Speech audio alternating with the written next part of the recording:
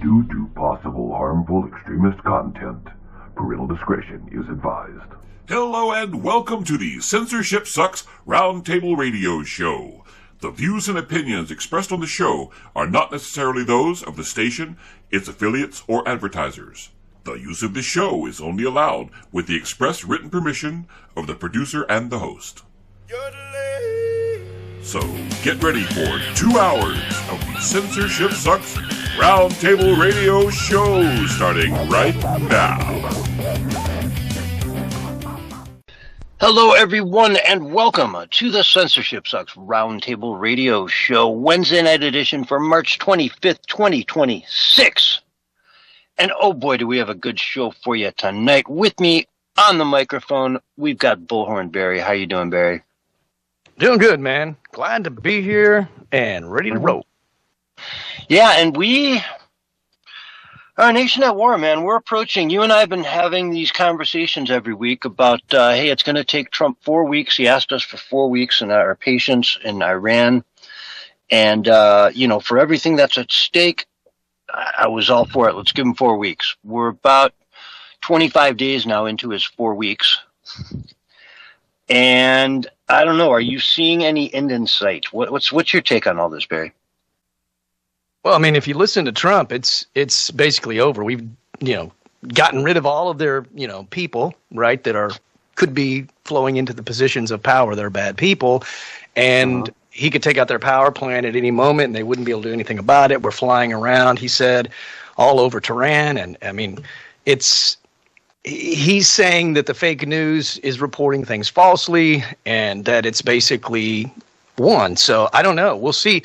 And apparently they're in talks to put in some kind of a leader over there, and that he's going to, obviously, he says he's going to have some sort of say in that. So I don't know. I mean, if that's all true, then it looks like it could be a win. But if you listen to the naysayers, they're saying it's all just hype and propaganda, and we're back to the, the old ways of Bush Jr. and Bush Sr. and Obama and everybody else.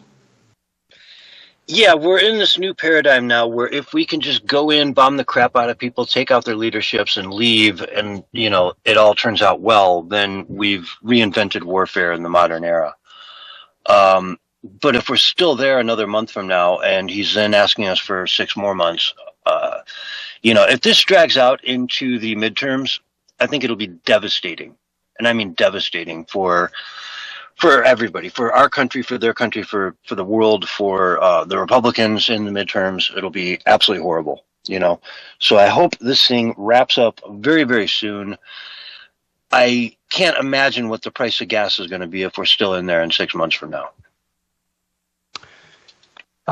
Yeah, I mean, if all the doom and gloomers are correct, we're in trouble. I tend to doubt them. I think that they're overreacting, and this is why I've been silent. Not because I'm afraid to speak my point of view. I can't really put together a point of view that I think is going to be accurate, And what I try to do, I try as a self-proclaimed trends forecaster, I try to forecast what I think is going to come. I don't know what's going to come.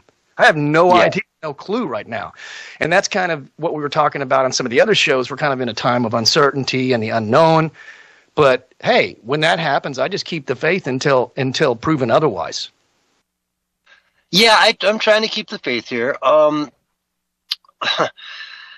It's just tough. I wish we could have better transparency on the ground. I saw one positive thing this week, which is that 20 nations have now joined the United States to, a commitment in keeping the Strait of Hormuz open. And if we've got 20 nations out there with, their navy and their ships and their soldiers and whatnot that are out there helping us, then it gives hope, I think, to the people of Iran that, yes, the world is now out there helping you.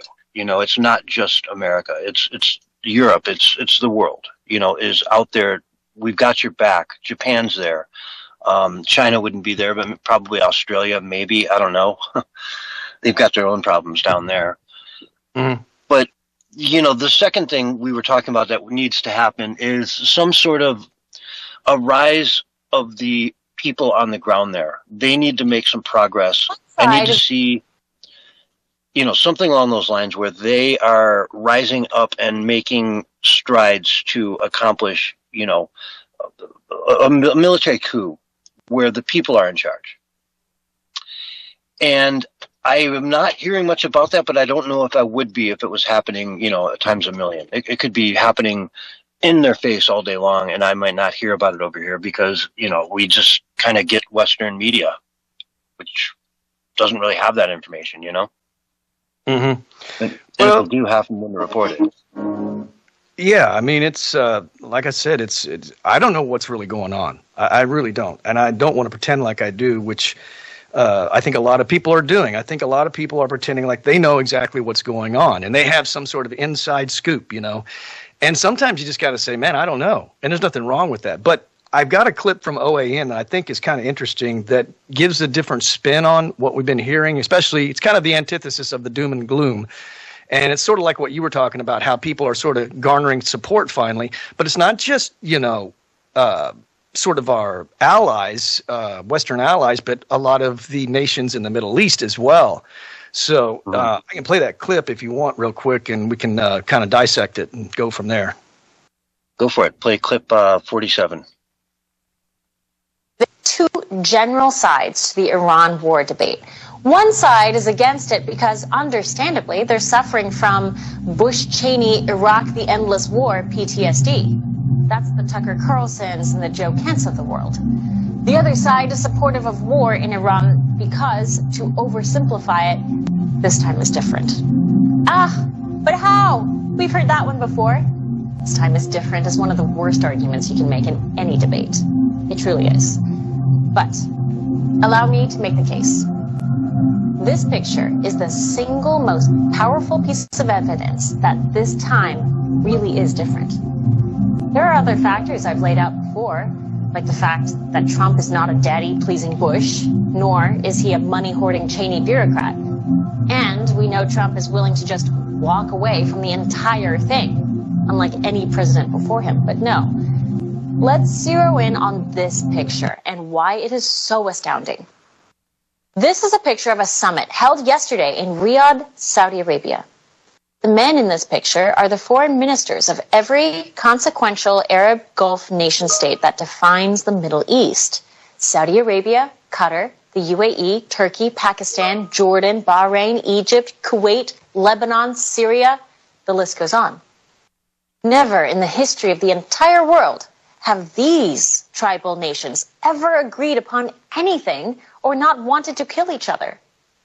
But yesterday, these nations came together and they were in unanimous agreement that Iran is a threat, it must be condemned, it must be dealt with. Rewind the clock. Let's see where all these countries were in 2003 when W decided to move in on Saddam Hussein. Every single one of these countries, except Kuwait, opposed America for moving in on Iraq. They didn't support the move at all. They believed that Saddam Hussein was a needed strongman for a region that, without him, would descend into an Iranian proxy mess. And you know what? They were exactly right. We took out Saddam Hussein and Iraq fell to Iran. The Gulf states, for the most part, quietly, reluctantly, allowed America to use their bases in our forever war in Iraq. Kuwait hosted the bulk of our ground forces. Qatar provided CENTCOM with their Al Udeid air base. Bahrain hosted naval assets. And the UAE and the Saudis offered logistics. So I don't want to let that go on forever. And sorry about that music. Whoever did the video did not know how to mix and was trying to make it more dramatic or whatever. I thought I had downloaded a different one than that, but I apologize for that. But yeah, it was very minimal. I didn't even hear it. Well, you could barely hear. I guess you could still make out her voice, but essentially, it looks like maybe there's something more than we're just Israel's slave, like all the anti-MAGA right-wing people are saying. Mm-hmm. And I was talking about the coalition of 20 countries, and this is even more important because it's the neighbors. It's the people in the neighborhood stepping up and saying, hey, this is crap. We don't want anything to do with it. The UAE, United Arab Emirates. That's where Dubai and Abu Dhabi is. And they're taking bombs, man. They're taking bombs on their billion-dollar properties. You know, the Burj Al Khalifa got hit. Like their premier, the wealthiest people on the planet are in Dubai. And it's, you know, it's a place that doesn't really have any reason for anyone to be tied into it. It's in a very, very dangerous neighborhood, Dubai, right? Yet it's got some of the richest people on the planet that are there because are they there? They say it's safe. You take away that safety element to it, and Dubai could crumble, you know, faster than they would like, I'd say. Right? I mean, when they run out of natural gas and oil, what is Dubai going to do to keep those people there? You know, I mean, they're great for layovers because they're right in the middle of the world, so to speak. So, you know, if you want to go from Europe to Asia, Dubai is the perfect place to have a layover. But short of that, what does the place really have going for it? You know, a lot of developed real estate, a lot of, you know, money. But that money can disappear if it's deemed not safe. So they have a vested interest to push back hard when you start bombing Dubai. You know, when you start bombing Saudi Arabia, man, you got a real problem. They're taking it seriously. I mean, even Israel now is getting hit hard. You know, they've been going down for a month now into these bomb shelters every night. And now their defenses are running thin and big ballistic missiles are getting through and damaging like every building in a 3-kilometer radius, you know, like they're taking big damage there now, really, like to a level that they haven't ever seen really historically through all the different conflicts that Israel's been through. And yet they're happy there to do this because they care and want to see the Iranian people free. They want to see the Persian people freed from the Arabic Islamic, you know, totalitarian governments that have ruled over them for so long.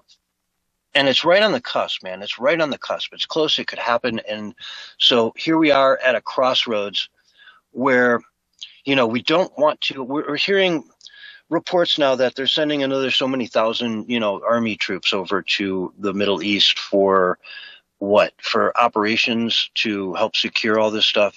You know, boots on the ground. I hope not. I don't want to see American boots on the ground. If Israel wants to send boots on the ground, more power to them. But American boots on the ground, no thank you. We're really at a crossroad. Yeah. I think it's sort of up in the air. And here's the thing that kind of makes it all mysterious is I think everybody knows that Trump's not one to admit that he's going to be wrong. So he's going to keep shouting victory even if he's losing. And that's kind of the thing that, you know, makes it sort of like maybe sketchy to some people, you know, because he's not going to say, oh, we made the wrong decision and we're losing. No, he's in his mind, he's always winning, even if he's losing, right? Because that's his mentality. And so I'm just saying, I hope he's right. I hope he's right. And I think maybe he is, you know, maybe there's like a lot of people say he knows a lot more than we do. And then you see this fracturing of sort of the MAGA happening, you know, people rebelling against what Trump has done, even within the Trump administration. And I just wonder, and again, I'm not trying to go conspiratorial at all, but because things are so crazy, I have to ask myself, is this something more than just what we're being told? Because nothing ever really seems to make sense at this phase and this stage that we're in. So I'm just more, with every answer I get, I have more questions. Yeah. Yeah, I can't say I disagree with that. And, you know, hopefully Trump is a businessman. Obviously he is. And, you know, one thing business people understand, billionaires, of course, especially, is when to throw in the towel on a project. You know what I mean? You want to build this dream golf course and you're really excited about it. And you get in, you get all the planning done, the architecture stuff, you get all the permits, you break ground. And then all of a sudden you find out that, you know, it's, I don't know, it's all clay or something. You underestimated how like brutal the ground is there to work with. And so all your costs are going to quadruple. A good businessman will say, wow, okay, throw in the towel, we're done. They understand the concept of sunk cost. You know, you've already spent that money. There's no getting it back. Just move on. Don't throw good money after bad. And hopefully, if we're in that situation as a country, Trump can say that, you know, recognize it and see it and say, hey, we did our best. it didn't work out the way I'd hoped, but at least we had a chance to hopefully give them some sort of a future. Maybe it did. Maybe it works out. Maybe it doesn't. But if we really get to that point where it's like, hey, we need 200,000 people on the ground to make this happen, well, you throw in the towel and say, okay, you know what? If the people there aren't going to do it, we're not going to do it for them.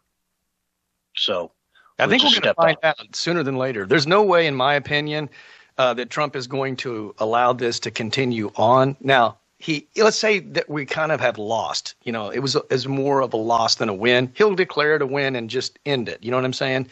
But he can't keep it going. Look, we're coming into our 250th anniversary, man, and we can't be having a controversial war going on during then, because this is going to be a time, to celebrate. This is a celebratory moment.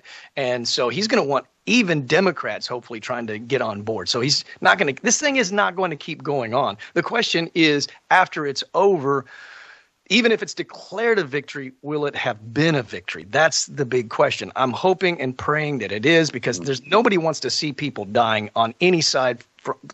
Americans, Israelites, Iranians, nobody wants to see people dying. It's just not good. Into Saudi Arabia, to Iraq, to Kuwait, to the UAE, to all these countries, go fix your backyard, man. This is your problem. They're bombing you now, right? Go in there and fix it. If there has to be boots on the ground, it should be your boots going in there and doing what needs to be done. Because guess what? If this problem picks up again, they've already shown they have no problem bombing you. And so why let them? Why let them build back up and just get to the same place they were, where now you have this enemy as your neighbor, where you could have a peaceful, friendly, sectarian, government in Iran, where the Persians are allowed to be Persians and go back to their roots and go back to their freedoms that they enjoyed in the 70s before the Ayatollah Khomeini took over and declared, Sharia law on the people, whether they wanted it or not, You want to hear a wild scenario, a hopeful wild scenario? Let's just go there because it's a possibility. It's probably not likely, but it's a possibility. Let's say we win this, they get regime change, and, it's somewhat democratic. The people are freed. And then right after that, there's a peace deal made in Russia between Russia and Ukraine, and that war ends. And then we come into the 250th anniversary, because I've been talking about this for a while, man.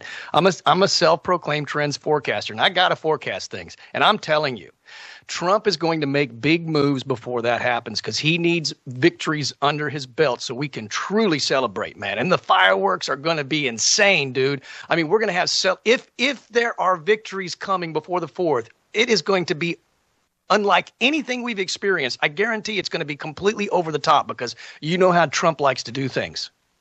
Oh, yeah. Yeah, this 4th of July is going to be a banger. And it's already starting off. I mean, it's already picking up. It's going to just month by month by month get bigger and bigger and bigger as we get into the summer now.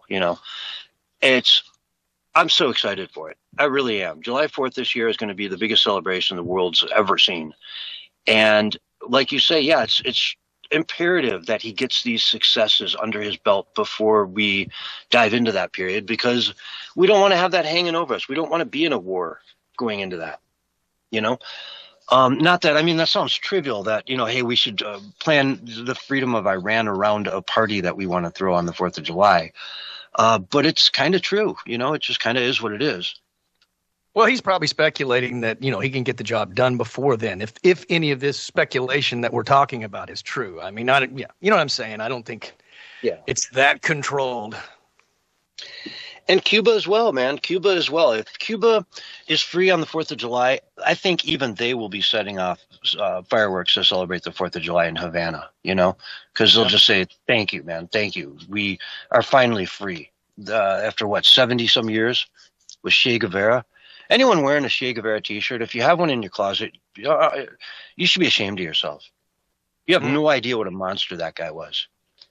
You think he stood up for the people? He killed minorities. He killed gays, put them in firing lines and shot them in the head. Che Guevara was a beast. He was a monster. Well, the left likes those tyrants, man.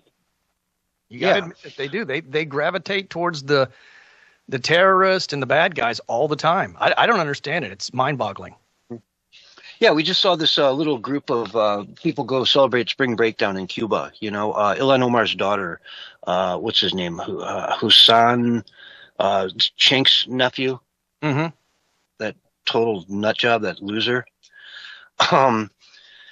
And a bunch of other people, the Code Pink people, and an array of like 100 or so people went down there, stayed in 5-star resorts, and had concerts with Kneecap singing about killing Jews in a communist country. And they're saying, hold tight, don't let the pressure from Trump get to you, man. Keep your communism. You guys are doing great. Exactly. Look around you. Do you love your country or what? Exactly, dude. I mean, it's absurd. Time and time again, they show their hand. They show who they support, what they represent, and it's just coming out more and more every single day. They're not. You would think they would like try to deviate from, or at least deceive the people, right? We're going to deceive the people. We're not going to really tell what our true agenda is because apparently that's offensive to most Americans. And so let's lie so that we can get the power back, and then we'll go all in dictatorial, tyrannical, communistic, Marxist, socialist, globalist nonsense. But no, they're showing their hand, which is just so bizarre. That just shows their extreme narcissism and how much they believe that the pendulum is going to swing back their way and that people will eventually embrace their crazy, insane, and ludicrous ideas. But they've been living under it forever. I mean, if it was such a great concept and communism really worked, they wouldn't need the United States. They blame it on the embargo. Well, you guys won't trade with us, so of course we're going to be poor. No. If you guys had that good of a system of governance, you would succeed despite the blockades that we put on you. You would succeed despite them. Yet they can't. Yeah. My Lord, all you got to do is free up Cuba, and suddenly they're rolling cigars down there that are going for $200 a pop in America. You know what I mean? Mm-hmm. Like you can take a couple ounces of tobacco and turn it into a $100 bill. Mm. That's sort of a magic power. That's pretty impressive. Yeah.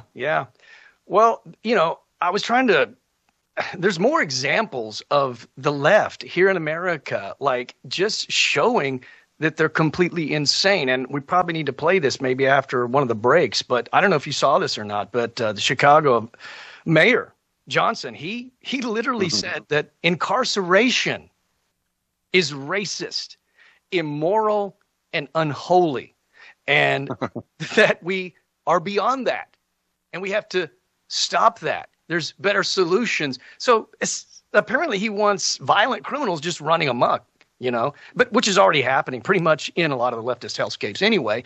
But they want to officialize it, and they're talking defund the police again. All this crazy ideas that got them to where Trump got elected, they're going back to it. It's crazy, dude. And, in theory, if we had a whiteboard and we could just draw theories up, okay, yeah, prison shouldn't exist. How would you go about doing it different? Okay, we find other ways to punish people, to rehabilitate them, whatnot, but we don't have that. It doesn't exist today. What we do have is prison. And granted, it's done wrong. We're doing many things wrong, incorrectly in our prisons. It should be much more about education and rehabilitation rather than daily butt raping, But it is what it is. Our prison system is shot because we don't care. It's a way to send people off where we forget about them and move on with our lives. And, there's no sense of rehabilitation there at all. Yep. People go to prison to learn how to do more crimes. Yeah, you have to have reform. It has to be mandatory to be let out. But, the prison system has been privatized as well, and so there's money involved in it. So for those people, they don't want people to reform and to change. They want them to go right back into prison so they can keep selling those forks and those shirts and pants and, everything else that's profitable with prison, the prison industrial complex, as they call it. But he was also talking about violent criminals, like I mean, we're talking like murderers, rapists, offenders, rapists, pedophiles. What? They don't belong in jail. Just let them keep running around. I mean, I didn't hear him giving any solutions, but I don't see any good solutions. I mean, maybe some kind of house arrest, but how is that going to be controlled? He's just talking utopian ideals. He's not talking practical, real-world, boots-on-the-ground life in the big city of Chicago. You know, in the big city of Chicago, if somebody kills 5 people, they need to be in jail. They can't be on the streets. You know, so yeah, in your like ideal, perfect world, there's a better way. Okay, great, but we're not there. We're nowhere near that at this point in time. Yeah, we're still in a world where this guy just killed 5 people. He can't be on the streets. Let's figure out something to do with him. You know, so anyway, on that note, Barry, we got to take a break. Folks, we'll be right back after these messages with more of the Censorship Sucks Roundtable Radio Show.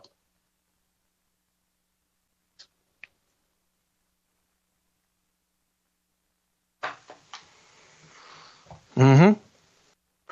Long, awkward pause. Sorry, missed that, and we will be on break right now. We're on radio break. Sorry about that. Oh, boy. Drop something. Did we have some dead air there? Yeah. That was a bona fide boo-boo, Mark. And it doesn't happen often. No, it does now. How many times have you actually had me like that? Well, it's one time tonight. We had one break so far tonight. You're 100% for tonight. I mean, yeah, I don't know. 100% for tonight, so I should be good for the rest of the night. Yeah, I don't know, man. We'll see. Yeah. Did you have thanks for the confidence in me, you know. I believe in you, Mark. I do. I'm going to go to Timo and put on an ad for a new producer right now. Okay. All right. We'll get Timu Mark. Oh, boy.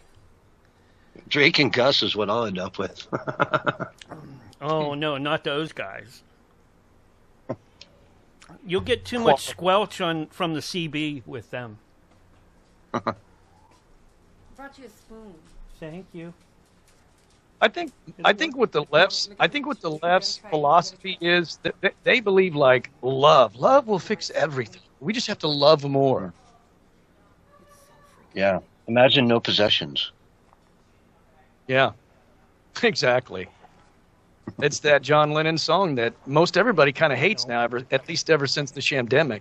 Yeah, you got it? Yeah. Yeah. And then Lady Gaga, she played it recently. All the Holly weirdos still embrace that song, which is basically a crazy song, if you ask me. The big pieces have a lot of fat, okay? Oh, all right. I'll talk to you later. Love you. Bye. All right. Enjoy. Thank you. You're welcome. Food's in. Mm-hmm. I ate so much pizza last night, I haven't eaten hardly anything today. So. Oh, she made me some tacos. Mm. Who did? Really good. Nina, Who's Nina? my roommate. Okay. You sure it's not something more than that? No, it's not. Just asking. Wow. See how quick he said no? Yeah, that he was defensive almost. Yeah, he was. And she would tell you too. So in other words, you've had this discussion to keep it secret from everybody. Oh, yeah. It's a on the secret same now. page. Oh boy, it's a secret now. Okay. I think she's actually AI. I don't even think she's real. I think it's your new AI assistant / friend. Okay, looks like no Nancy tonight, so I'm going to be doing a replay for her. So we'll be good to go later. Oops, wrong. Mm-hmm. Mm-hmm. Yeah, I just got a message. Something came up for her. Mark, why does your plaque on your wall have an extension cord going up to it? Oh, the one behind her? My sister made that for me. She said, congratulations on your graduation. Remember to be nice to your fellow humans. But why do the two things up there have like extension cords going up to them? Or what? You plug them in? They glow at night or something? They don't have extension cords on them. Mm-mm. There's like They're a black just, line going down? There's just stuff behind them that I have hanging down from the wall from that you don't see, that I can. Hmm.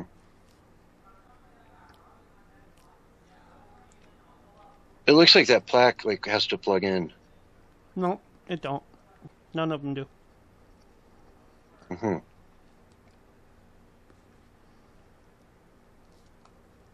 jury finds Meta and Google liable in landmark social media addiction trial. Oh, yeah. Poor Mark Zuckerberg. Zuckerberg. I think he's there for a while. He kind of looked like he was trying to return to civilization. And I don't want to say he looked human. He was more like a humanoid. But now he's going back to his cyborg look because I don't know, man. He's just so entrenched in that whole New World Order thing. I feel for the guy, but not too much. Okay, you know here's I mean? your countdown. 3, 2, 1, and you are live and on the radio side right now. Hello, everyone, and welcome back to the Censorship Sucks Roundtable Radio Show, where everybody knows a good countdown starts at 5. But anyway, with me tonight, I've got Bullhorn Barry. What's up, Barry? Hey, warm weather here in Tulsa, Oklahoma. We're almost at 90, and we're going to be in the 90s tomorrow. We got some sunshine, supposedly for 2 days in a row. No chemtrails in the sky. It was a beautiful, beautiful day. And I didn't even get out and get in a jog today, so bummer. Well, there you go. Yeah, it's Arizona, man. It's been hot. It's been around 100 like every day now for a while. Going on almost 2 weeks. It won't be till the end of this weekend and until it cools off again, and it goes down to our average of about 80 degrees where it should be. So, yeah, I'm getting by. It's okay. I like it. It's fine, but it's hot in the middle of the day, man. It just gets hot. Right. Well, you guys have cooler nights as well, don't you? In Arizona? Yeah. Okay. Yeah, if it gets up to 100 in the day, at like 6 in the morning, it'll probably be like 60 degrees with a nice breeze. And so it's beautiful. Yeah. It's nice. And when it's hot like that, you typically wake up early in the morning like that and then go enjoy that time outside. And then in the middle of the day, when it's really hot, you just, close everything up, turn on the AC and try to just stay inside. Endure. Yeah, it's a thing. Mm-hmm. You always wonder how people live in a place where it gets up to 115 on a regular basis, Oh, yeah. And that's it. It's like, hey, it only gets up to or it goes down to 85, 90 at night. So if you wake up at the crack of dawn and you want to go play a game of golf, it's 85 degrees. You can get off, 9 holes before it gets too hot. Mm-hmm. And then you just go inside, and either if you go outside, you're going straight to the pool, Yeah. Oh, yeah. or straight in the air conditioning of a car. Yeah, Tulsa has had those kind of days. We're kind of all over the place. Nothing really too consistent. We haven't really had in the last few years a whole lot of temperatures that get up into the high 100s. But we've gotten 115, 116 degrees, just regular degrees, not the heat index. So those days are like excruciatingly painful, man. I used to ride my bike a lot in that. And it was like I'd have to pull over just because you start getting lightheaded, man. It's so hot, and it's humid. It's not like Arizona where it's dry. Yeah, that's the other thing too. It is just completely dry. It's like 5% humidity. 10. I don't know what it is. Probably 15 or 20, but it's really dry. Mm-hmm. So yeah, you don't get that nasty, muggy, hot. Nasty, hot, sweaty. Yeah. Well, and also the thing about the humidity too is it holds the temperature so that in the middle of the night it's still as hot as it was in the middle of the day. Yeah. Yeah. So you end up lying down in your sheets at night and it's just you're sweating, and that's tough. That's Florida for you though, right? You don't want to live in an area like that where they got rolling blackouts. Oh, Lord, no. Yeah, California is like that, man. The Inland Empire. You start getting away from the coast and it gets really hot. And shockingly, you don't have to go far from the coast in California for it to get really hot. Right. If you're within, 15 miles of the coast, you're pretty good. But anything, past Pasadena and Los Angeles, and it's just a different world than it is in Santa Monica. Yeah, it gets so hot here in Tulsa sometimes during the summertime that they put out warnings because unfortunately we have elderly people that do die from the heat. And sometimes they get out and do some yard work and they say, hey, just wait another day till it cools off before you do your yard work, So, but Anyway, one of my neighbors, he's an elderly guy. He's out doing yard work. It seems like every day, dude. Every time I'm on my walk or my jog, he's out there raking leaves, mowing the lawn, trimming and I kind of admire that because, you know, he's keeping active. And I think it's important as you get older to keep moving, man, you know? Yeah. And to get out in the heat. I mean, I have been living up in the mountains for so long that I just haven't had any exposure to a 100-degree day and forever. You know what I mean? Right. And it's like you kind of forget it's actually sort of nice. Like, it's nice. Put on some shorts and a T-shirt or, you know, sit in the sun, sit in the shade, get some breeze, it's nice. It's not the end of the world. Well, that's debatable. I think some people think it is the end of the world. Well, it can feel like it from time to time. So, well, yeah. Crisis fatigue. Let's see here. This is an article, Postmillennial, by Libby Emmons. USC cancels California gubernatorial debate because all qualifying candidates are white. You gotta be kidding. No. This was a last-minute thing. It was like the day before the debate. They just straight up canceled it. Outrageous. Racist and outrageous, man. That is racist, dude. I mean, that's like saying white people are bad. There's something wrong with white people. Like, that's just so ridiculous, dude. What is happening? This is unreal, dude. This is like, you know, it's things like this that make me think the Mandela effect is real and that our timeline has been hijacked because it's just mental illness that's running rampant in some places. Yeah, it's still the governor's race. You're still going to select one of these most likely 6 people, you know, to be the governor. Don't you want to hear him debate? Well, I'm just wondering, what if it was all black people that were up there? Would they cancel that? No. So I don't get it. I don't understand. There's no logic to any of this madness, right? I just don't get it. I don't know why people are not outraged. Last week I talked about how the reason that we have kids transitioning at 4 and 5 is because people have remained silent for too long. We got to start speaking up. When they start acting like they're mentally insane, you know, like the mental asylum patients are running everything. We've got to speak up, dude, because that's like nightmarish. And One Flew Over the Cuckoo's Nest does not need to become a reality. Mm-hmm. Yeah, let's see. They put out a statement that USC did. It says, quote, "We recognize that concerns about the selection criteria for the debate have created a significant distraction from the issue that matter to voters. Unfortunately, USC and KABC have not been able to reach an agreement on expanding the number of candidates at the debate. As a result, USC has made the difficult decision to cancel the debate and will look for other opportunities to educate voters on the candidates and issues."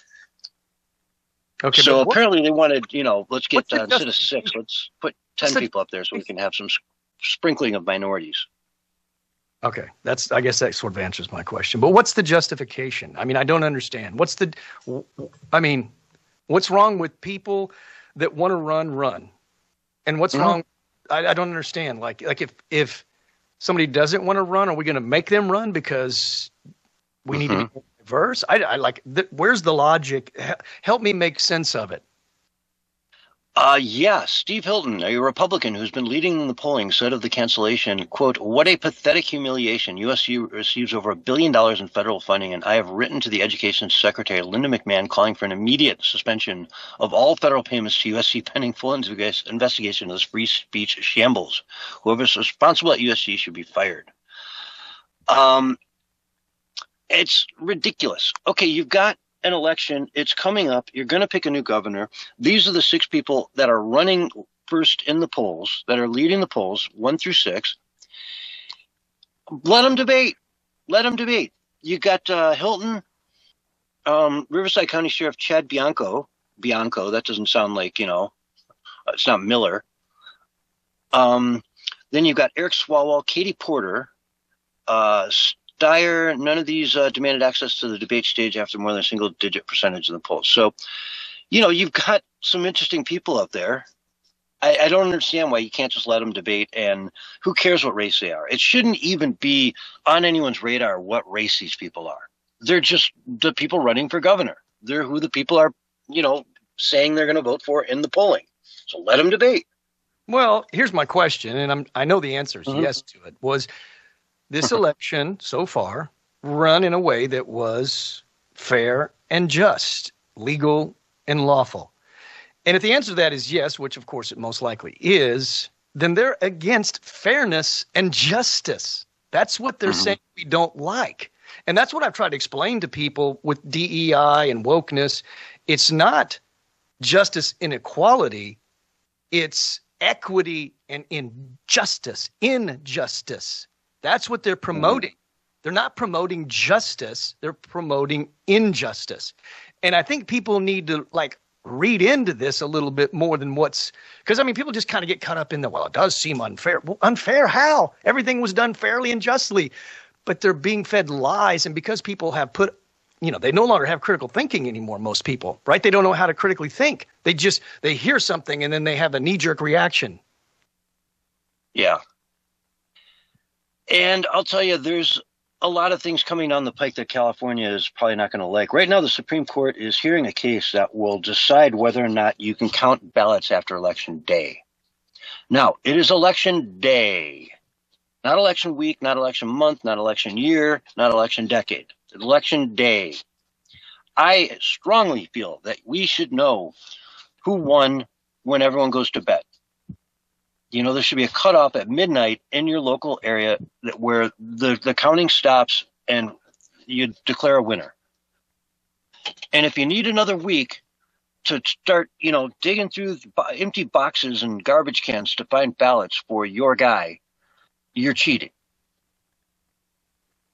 And based on what we've heard from some of the questions, you never really know what the Supreme Court's thinking. You only know what questions they ask. It sounds like they're going to come down on this. And I personally think it's a great idea.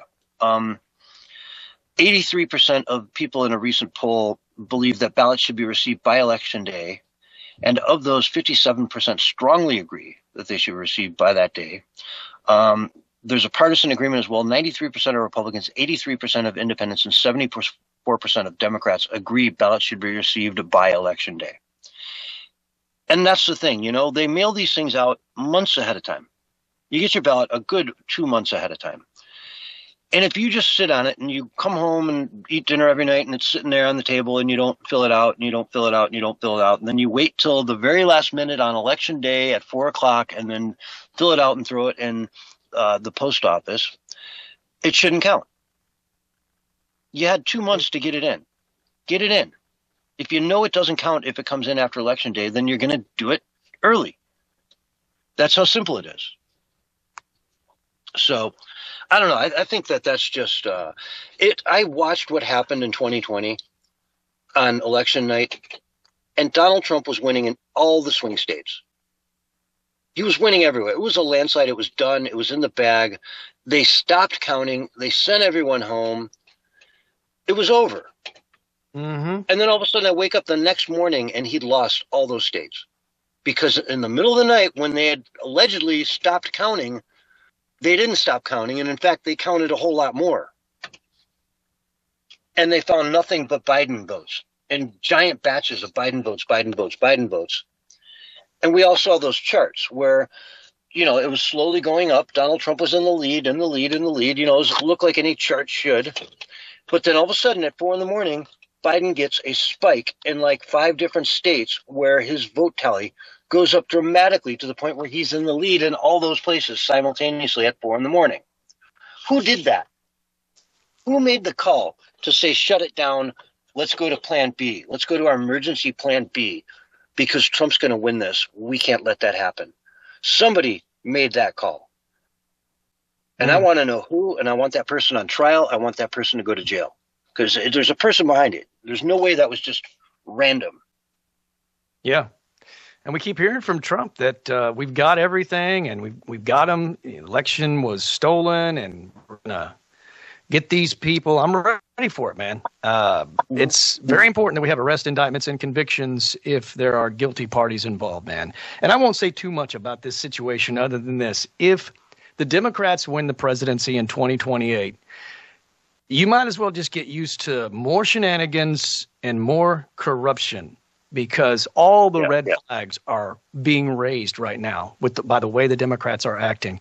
They are out of their minds. They don't care about, I mean, they shut down twice now. They've shut us down twice, right? And they don't care about the TSA. They don't care about American citizens. And they don't even care about their base. I mean, even their base is turning on the people in power in the Democrat Party, right? Well, you got to ask, what is their base? Fractured. I mean, they talk what about even is their base? Fractured, but no one's more fractured than the Democrat. They don't even know what they believe in or what their platform is. They have no clue other than bash Trump and then crazy stuff like defund the police and, authoritarianism and just cut off your kids' genitalia. I mean, just crazy stuff, man. No rule of law, lawlessness running wild, let the criminals go free, sanctuary cities. I mean, anything and everything you can imagine that is the opposite of what would bring progress to America has been what they've embraced. Mm-hmm. It's crazy.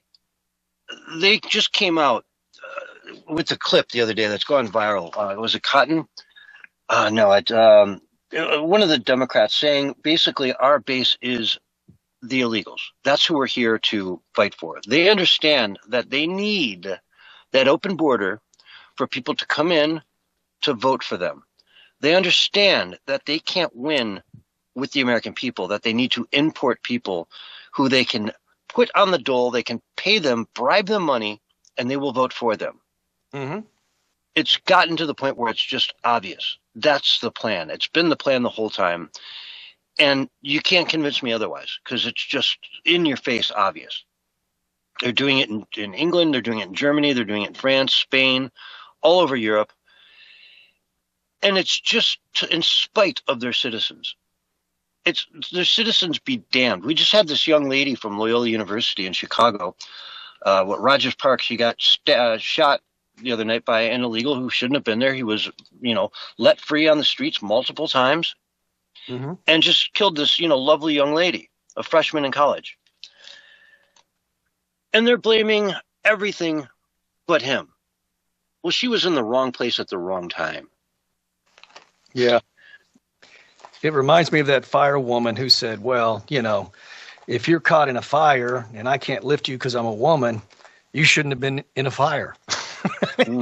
It's like, and they did let her go, I believe, if I remember correctly. That's a real story. That's a real thing. She actually said that. And so, and that's part of LA. Yeah, that's part of DEI, right? They don't. They're putting in people that could crash planes, that could, not do a good job, that could harm people. I mean, think about that in the medical industry, how dangerous that is when people's lives are at stake, right? I mean, don't you want the best person cutting you open or diagnosing you? I mean, everything they do just creates chaos, confusion, disorder, and just brings everything into shambles, which is really Build Back Better. They want to burn it all down first, and Build Back Better is just their nightmarish, demonic, dystopian New World Order. That's what they want to build. Mm-hmm. I've got an article here from, it's a thread, I guess, from Data Republican over on X. Democrats teach voter identification and election integrity, just not in America. The Democratic Party has an international arm called the National Democratic Institute. It's funded by 181 million U.S. tax dollars a year, and its board includes Stacey Abrams and Donna Brazile and Tom Daschle. Mm-hmm. But in regards to today's Save America Act debate, did you know that the NDI has taught and supervised election processes all over the world? For 40 years, the NDI has told every developing country on earth that voter ID is essential for election integrity. They've recommended biometric systems. Yes, that's right. NDI recommended biometric system, which goes way beyond the Save America Act. They praised fingerprint verification, tracked ID cards, issuance rates. Meanwhile, Democrats call Save Act Jim Crow 2.0. Same party, same people, opposite positions. As always, patience as I pull this together, she says. And there's a list here of countries with voter ID. I can't even read it. Iceland, Sweden, New Zealand, Denmark, Canada, Ireland, Switzerland, Finland, Australia, Luxembourg, Netherlands, Germany, Austria, Malta, UK, Spain, Mauritius, Uruguay, Japan, Italy. Okay, that's about 1/5 of the list here, right? Haiti, Iraq, Pakistan, Palestine, Venezuela, Nicaragua, Lebanon, Thailand, Kenya, Turkey, Bolivia, Ukraine. It goes on and on and on. Every country on the planet requires voter ID. There are, of course, a handful that don't, but it's the rare exception. Yeah. And yet they call it Jim Crow 2.0. So they want fairness, justice, fair voting, and all that for every other country in the world, but not for America, which kind of pretty much, like you were saying, exposes their true intent. You know, obviously they have sinister and deceptive intent because they want it for every other country, but not here in America, which is not even asking for, like what you were saying, going as far as they go. So they want to ensure that election integrity in other nations, but they don't want it here. Why? So they can steal elections. Steal elections. And they think that you're stupid. They think the people out there listening to the show, the people that vote for them, and I got to admit, they may or may not be wrong. I don't know. They just think people out there are dumb. Because if you're voting for these people, you're dumb. You know, I know, everybody knows that voter ID is easy peasy. You can't do anything in life without an ID. Look at every single car on the road, every single person in every single car on the road, without exception. Well, I mean, maybe one out of a couple hundred has an ID, right? There may be one out of 100 or 200 cars that doesn't have an ID. They're not doing it legally. They're just getting behind a car and driving. But that's highly illegal. You know what I'm saying? Everybody has got an ID. If you go to a bank account, if you go buy liquor, if you go to an R-rated movie, I mean, I can think of 1,000 times a day where you need to have ID. And to act like voting isn't one of those because it's not as important as buying cigarettes. Right. What? Right. And remember, when somebody votes without ID, when somebody votes that isn't a citizen, they're stealing your vote. Period. But the Dems do know, though. That's what you were saying. I mean, by and large, Democrats want voter ID. They support it. So just not here. Are they voting these people back in, or are the elections being stolen, or is it a little bit of both? And if they're voting these people back into power, why is that? Is it because they've been brainwashed to think that every Republican wants to actually destroy America somehow? I don't know exactly what their mental capacity is thinking, but it's hard to wrap your head around it. I agree. Yeah. They just think, and they prove time and time again that the people that vote for them are just not paying attention at all. There's no way you can pay attention and vote for these people. You might not like Donald Trump. I get it. But look at the opposite side of the aisle, man. They're lunatics. How does get reelected? How does Nancy Pelosi get reelected? How does Lindsey Graham get reelected? Yeah. Tell me about it. I mean, they're just embedded in their districts. They have been there forever. People recognize the name and they say, oh, yeah, And when you've got a congressman that has been there forever, they're on top of all the committees. They've got the power.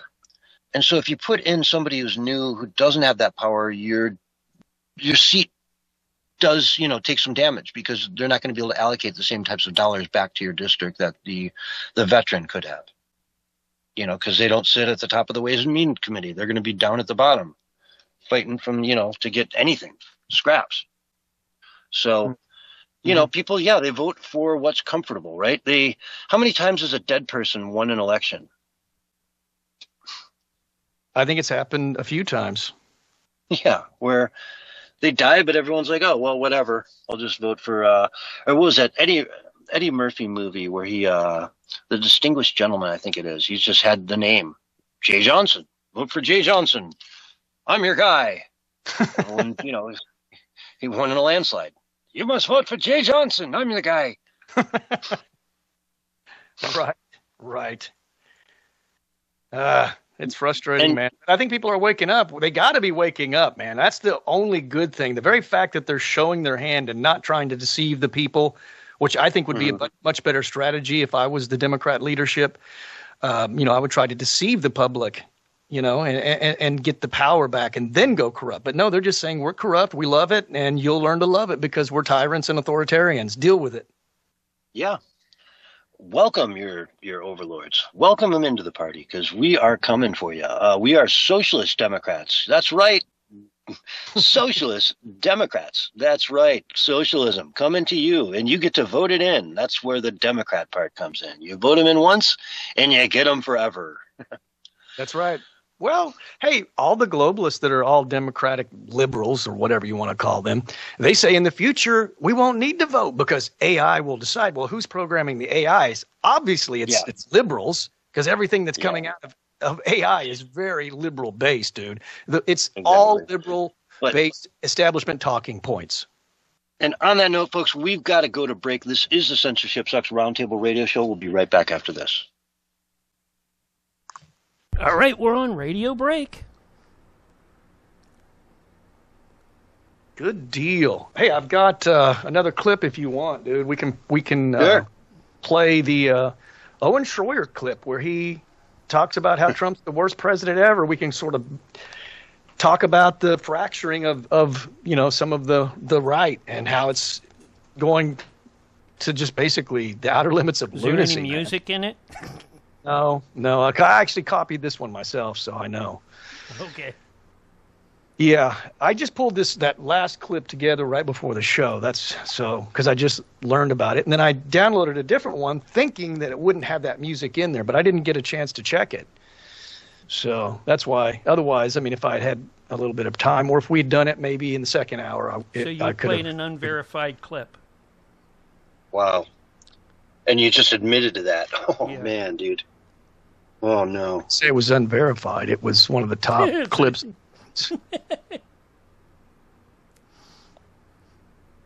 But, yeah, I whoever made that video does not even know how to mix. Like, if you're going to put music in there, you can't put it up so loud that you can barely hear the voice. That's not how it works. Well, that's kind of how it came out on my end. We'll see how it comes out on the edit. It came out pretty good on my end. I couldn't hear the music at all, to tell you the truth. Yeah, if you had like a phone speaker, that would be the case. But if you had good speakers, you're going to hear. It's going to be harder to hear her voice, but you could still probably make it out. But it is annoying. But most of the stuff that was good stuff that she said, the music stopped, which is the best part. So, and then I cut it short so it didn't keep going on forever. Well, because I think it did. Once the music stopped, it came out super clear. So, of course, yeah. I run everything through my little. Mm-hmm. Okay. Oh, let's see. What is the temperature right now? Let me check. Well, we're going to lose this room, so let's go ahead and hang up, and I'll pick you up on the next one. All right? All right. Wow, 99. Wow. 99 bottles of beer on the wall, 99 bottles of beer. All right. You take one down. See you on the next one. That was hour 1 of Censorship Sucks Roundtable Radio Show. Hour 2 coming right up, and then after that, we have Jack Carey with Paranormal Intelligence Agency. You won't want to miss him.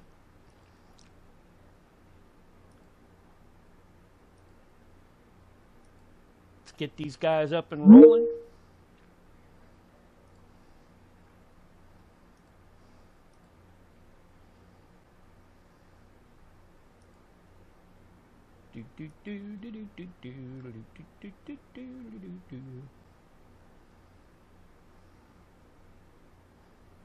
All right.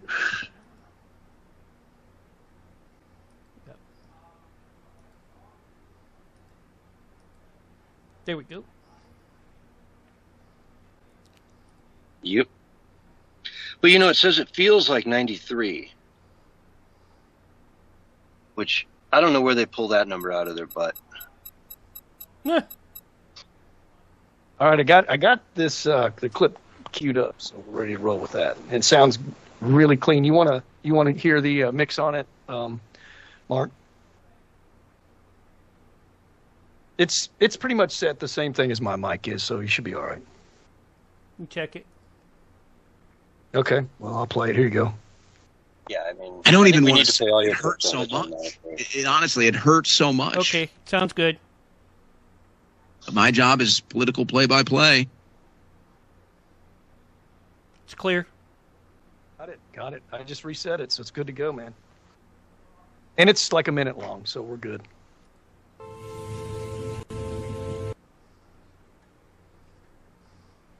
Yep.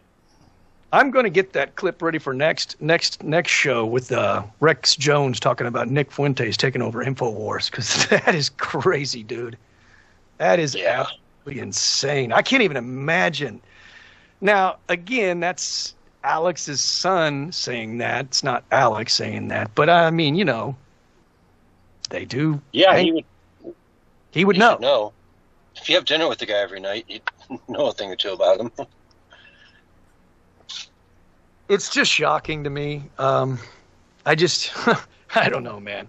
I don't. But Maybe, Rex is maybe that's kind the of point. I don't know. Rex is a lot like Owen Schroyer. He's black-pilled, man. Almost all the younger people that really don't have any life experience, almost all of them that are influencers that once were MAGA supporters, they're now black-pilled and they think Trump has totally betrayed us, man. It's very bizarre. It's very strange. They completely forget all the good that he's done, and they just simply see all the bad and nothing else. Nothing else. I mean, that's just not sound thinking at all. Which makes me I'm trying to find, while you're on that one, what's the name of that dude that just left the Trump administration? He wants to now testify for, Joe Kent. There it is. Right. Well, and then there's the other side of that where some people on the right are saying anybody that questions the war are neo-Nazis, like Dershowitz is saying that. No, I want people to speak their opinion even if I disagree with them. I don't want you to go and start doing what the left does and start silencing people. I don't like right-wing tyranny any more or less than I dislike left-wing tyranny. It's just got to all end. The insanity's got to stop. I mean, have your opinion, but do not go around trying to silence Tucker Carlson and silence, all these other people that just because you don't agree with them. We're going to shut them down. We're going to cancel them. We're going to get rid of them. We're going to make sure they don't have a voice. We're going to call them anti-Semitic. We're going to put them in jail. We're going to cite them a ticket. Give me a break, man. You guys sound like the left.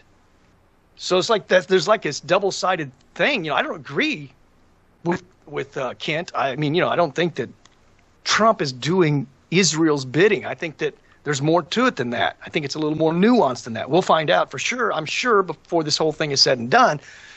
But at the same time, man, what is happening? It's just also bizarre. You have to still stand for free speech. You still have to stand for freedom. You can't be just bashing people like that. Like I'm going to point out how Owen Schroyer's completely lost his mind. But at the same time, I don't want him silenced. Yeah. I don't want him banned or, cited a ticket for being anti-Semitic. I don't think he is anti-Semitic. I really don't. I think that he's got a problem with Israel, but and Netanyahu, but I doubt he's anti-Semitic. Like Dr. Pepper. Oh, sorry. Was your food good? Yeah, it's real good.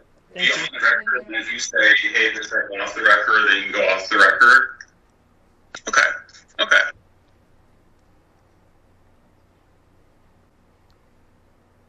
Yeah, it does seem like there's like a little bit of cracking happening right now. I feel like it seems like we're on rocky ground at the moment a little bit. Just giving my opinion. I hope that it like kind of gets worked out, but so far, everything kind of has panned out right in the end. Yeah. I'm saying, so I'm optimistic of that, but it does feel like we're on shaky ground at the moment.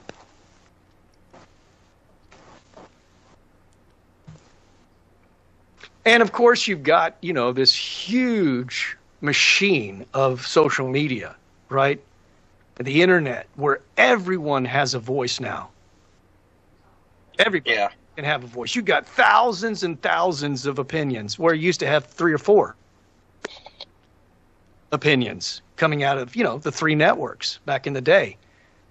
And so that can kind of cause some crazy chaos.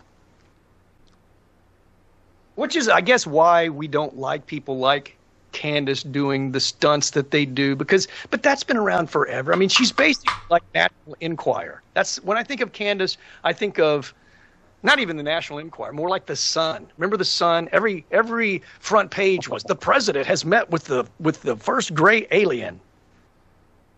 That's kind of how I see Candace, guys. Now remember, Mark, countdown start at 5. Yeah, about that.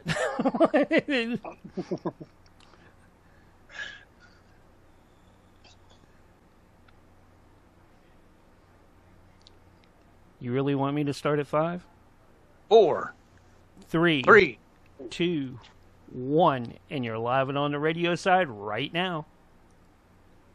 Hello, everyone, and welcome back to the Censorship Sucks Roundtable Radio Show, Hour 2, Wednesday night, March 25th, 2026. And we've got all kinds of good stuff to get in with you tonight, so let's just roll with it.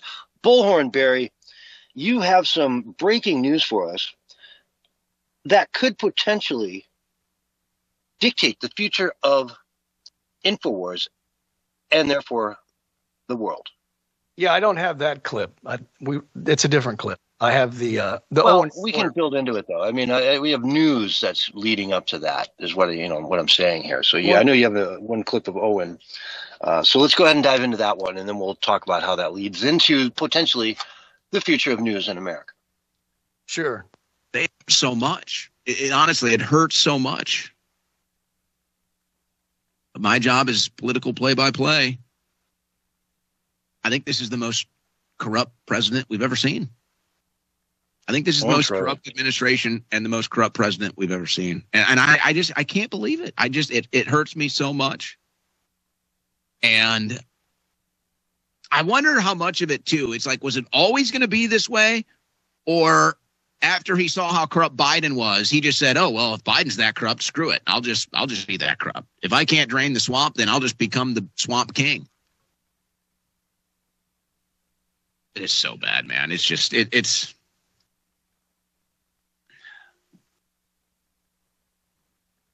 He might be the most corrupt president ever. I can't believe I'm here saying it. But I just call the plays on the field. That's what it is. But hey, don't worry, guys. So there you go. Owen Schroyers, formerly of InfoWars, who's, been pro-MAGA, was at the January 6th event supporting Trump with InfoWars and spent some time in jail because of the lawfare of the Biden regime. Now he's totally turned on Trump, as so many on the right have. And it's just very bizarre. Trump, the worst president ever, please. I think what happened to him is he was stuck in an airport on a layover, and he was forced to watch an episode of The View. And by the end of it, they had him believing. I know they put him in a room and they captured him for like a month straight, and they put like goggles on him to where he had to watch The View 24/7 for like a month straight. And then he got brainwashed and he's never come back to reality. A lot of people are going down this road. I don't know what does he think Donald Trump has done that's so corrupt? The worst administration in history. Like, what is he talking about? Do you even know what he's referring to? Well, they have this stance, America first, and that means no wars. And I think that's where it originates from. But to say let's just say that maybe Trump is wrong, and we'll just pretend that he has betrayed his base in that regard. Well, what about all the good that he's done? You can't just ignore that. You can't pretend like he's not doing some good. I mean, can you imagine what it would be like if Kamala was the president, where we would be? I mean, and they also believe that this war is going to go on forever. That's never going to stop. It can't be won, and that, it's going to lead to World War III. Their conspiratorial minds just go wild with this. Once they start, it's like Candace. Once she starts, man, she starts connecting dots that just aren't there. You know what I'm saying? And Owen is the same way. If you go listen to his channel on X, every time I've listened to it anyway, which I can only tolerate so much of it, it's all doom and gloom. There is absolutely no hope at all whatsoever. And that's what it means to be black-pilled, where you see nothing but just evil ever before you. And I don't get it. I mean, why is this a forever war?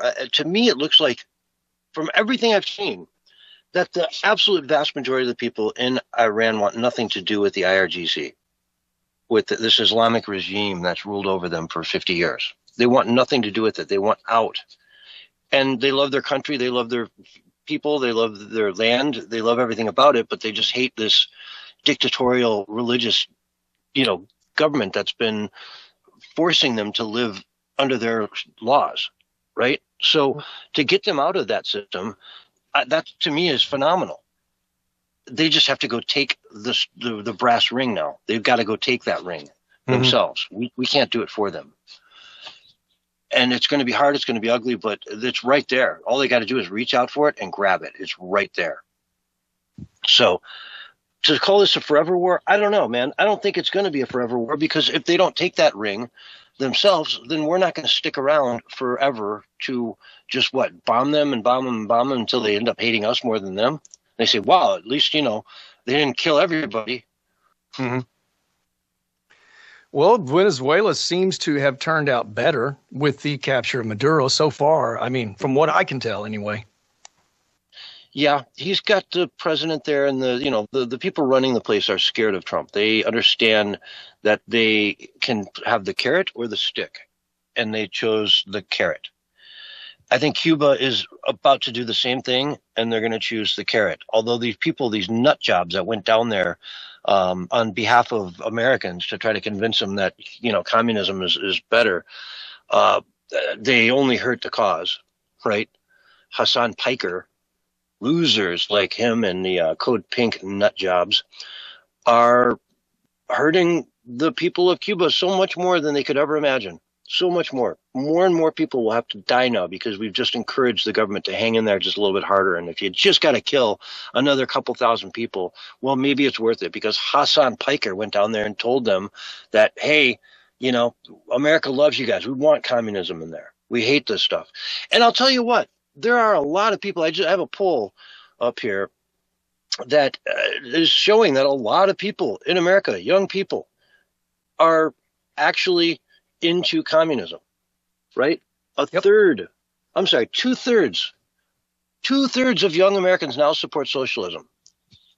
Okay, let me dive into this. The latest but not shocking but reprehensible news regarding victims of leftist indoctrination. Campus Reform is reporting 62% of American adults under 30 say they hold a favorable view of socialism.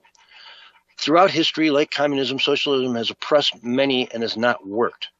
Despite demonstrable facts, sadly, many academic institutions in America have been promoting this evil ideology. A recent survey found out that only 38% of American youth had an unfavorable view of socialism. I'm reading from Gateway Pundit here. It's disgusting that there are that many people out there that can't see what we have in America. Yeah, it means we've got a battle on our hands, man. And people don't really realize just how close we are to losing everything we love about this great nation. There's some people, we just call them the normies, that are just living their life in oblivion. They have no clue as to how close we are to losing everything sacred, everything beautiful, everything amazing about America, man. Like you said earlier, and I've said as well many times, we are at a crossroads, man, and we are either stepping into the Great Awakening or it's going to be the Great Reset. There's not going to be this limbo where we're hanging in the balance forever, because both sides are battling it out tooth and nail. Yeah. Well, and think about it like this way, too. If we keep America the way it is, then it looks like no different than yesterday. You know what I mean? It's just what we do every day. We keep going on and pushing on. But if they win, it's a monumentous, giant cliff that we fall off immediately. Oh, yeah. There's no going back from it. It's a one-off boom. Guess what? We just got rid of the Constitution by 51% majority in the Congress and the House, and President Kamala Harris is going to sign it into act. So boom. Instead of going through what our Constitution dictates, which is, an assembly of the states, they're just going to say, hey, we voted on it at 50+1 in the House and the Senate, and it passed. And so, now we're going to sign it into law. And guess what? We're now a socialist country. Here's your new Constitution. Here's your new everything. Folks, you're going to love it. Here's your new checks for your stipends, for your basic income and all that crap. And what? Nobody has to work again because tax rates are going to be 80-90% on you if you do. So what's the point of even working? Let's just fall into chaos. Let's let our country just fall into decay and chaos, because why not? Socialism is great. It's worked everywhere. It's been tried. It just hasn't been done right. No one ever did it right. We're going to do it right. Right? Right. I've heard that before. Mm-hmm. So with Owen Schroyer and his black pill, you were mentioning that someone had a conversation with Alex Jones' son, and I'll let you, do the spoiler here. He said who might be in line to take over the InfoWars empire. Yeah. Well, let me kind of preface it by saying this, because I kind of wanted to play the clip so that I make sure I get all the details right, because I listened to this a couple of weeks ago, so my mind might not be completely fresh. So I may not be giving it correctly, but I'm giving it to you the best that I remember it. So let's just keep that in mind before I give it. And we'll play the clip next week if you want. But essentially, Rex Jones was doing an apologetics post on X about his father, Alex, which was nice. And I enjoyed it. I was listening to it. And he was talking about, how great Alex is, and they differ in their opinions, but he has great respect for his father. His father's been right about so many different things, and he's close to his father, and his father rescued him, when there was this whole debacle between him and his first wife. And so he's giving like a lot of like personal background and stuff. But then he goes on. Somebody comments, because it was a live stream, and says, well, you'll never be Alex. You'll never be able to take his place. You'll never be able to fill his shoes. And he was like, you're right. I won't be able to do that. And he goes, we've discussed this, and that's probably not going to happen. And we already know probably who the successor is going to be at InfoWars. And of course, at one time I thought maybe it would be Owen Schroyer when he was like in sound mind before he went black-pilled. Or Anthony Gucciardi, or any number of people that have sat in that second seat. Any number of people, right? Or maybe some of the people that he's brought on as a guest, even, that have been a regular guest. But this shocked me to the core, because Rex said this was a great idea. And he says that it's most likely going to be Nick Fuentes. And I could not believe that, dude. That is insane. Nick Fuentes? The jock? Leading InfoWars? I don't think so, man. I sure hope not. Yeah, I mean, everything they've ever said about Alex Jones, with all through the years, the last 30 years, I've said, you're wrong. You don't know anything about Alex Jones. If you think he's a Nazi, if you think he's a modern day Hitler or whatever, you're just an idiot. That I would have to eat my words on every one of those if Nick Fuentes got in there. An actual Nazi, an actual nut job who has no place in civilized society. Right. I mean, we really should put together a 1-minute compilation of just him saying crazy stuff, because the dude is so far out there. He'll go on InfoWars with Alex Jones and he's quite tame. You know what I'm saying? Because he's on his best behavior. But if you're listening to his podcast where he's just on his own, he's bonkers, man. I mean, completely bonkers. Yeah. I would never listen to him if he had a 3-hour show. Nobody would. He's got his little goipers, his little neo-Nazi goipers who, hate Israel and, blame anything on the Jews, because it's just easy to blame the Jews because, they did everything. They control everything. So let's blame the Jews. The Jews did it. Jews. It's easy to blame, if your life sucks, it's easy to just point at one group of people and say they did it. It's their fault. Mm-hmm. But it's not how the world works, man. It's just not how the world works. No. And so, if they want to go down that route, it'd be the end of InfoWars, because a lot of people who have been moderate through the years who followed him and just said, hey, man, if you really think that about Alex Jones, you're barking up the wrong tree. You got nothing. You don't know who the guy is. Go listen to him. You know? And let's keep in mind it's Rex Jones, Alex's son, who said that, not Alex. I don't know if Alex actually wants to have Nick Fuentes as the head of InfoWars, or it wouldn't even be if InfoWars gets closed, because Alex says InfoWars is getting closed any moment now again because they're letting him know that that's what's going to happen. But he'll have the Alex Jones network. So if they close InfoWars, then the successor, whenever Alex decides to step down, would be on the Alex Jones network, which would still be the same thing as InfoWars. It'd just be a different name, and it won't be owned by Alex. He'll just be the head of it, or whoever takes it over will be the head of it. Yeah, and I don't know. I don't see it being that guy. I hope not. We've also got Joe Kent, who's kind of going down the same road. Man. Okay, so he was the former head of the director of the National Counterterrorism Center, Joe Kent. He just stepped down because of the war in Iran. And he was willing now. He wants to go to Tyler Robinson, the dude who killed Charlie Kirk. He's willing to testify on his behalf in his trial. And he's suggesting that there's some foreign involvement in Kirk's assassination, which is just going down the Candace Owens rabbit hole, right? The guy is, I'm so glad he's out of office right now. I'm just so glad. This guy could seriously put that credibility of a doubt into the jury's minds that, hey, the former counterintelligence, former director of National Counterterrorism Center came on the jury, into the trial and said on the Bible that he, thinks there was other things going on and there was other people involved. And, I saw no action being taken to look into it. That could suddenly get this guy off. It could get Charlie Kirk's assassin freed. When this is such an open and shut case, people from Charlie Kirk's team have come out and said, this is disgusting. It's reprehensible. It's wrong. You have no idea. You're part of the National Counterterrorism Center. You're not part of the FBI. You weren't in the rooms. You don't know what investigations they are and are not doing. I mean, they're pissed. Charlie's friends, the people that really, were his friends at Turning Point USA are just, they're just getting mud slung at them all day long, every day. It's got to be sickening. And I can't wait for the defamation trials to begin, starting with Candace. She had her chance. Erica talked to her, said, hey, man, take it down a notch, would you? You were supposed to be a friend of Charlie's. You claim you were a friend of Charlie's, but you're not. If you're behaving like this, you're no friend of Charlie's. Okay. I think that's yeah.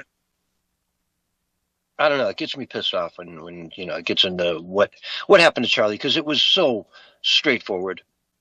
He confessed to it multiple times. I think there's a little bit more nuance to it than that, in my opinion. I don't doubt that he was the one that pulled the trigger. I tend to think that there was more involved, and there were people that were predicting that he would be shot before. And I'm not totally fresh on it, so I'm kind of giving you just, what I recall. Well, the people that we're talking about in the background were part of that furry, weirdo LGBT, Utah group, the gun club, right?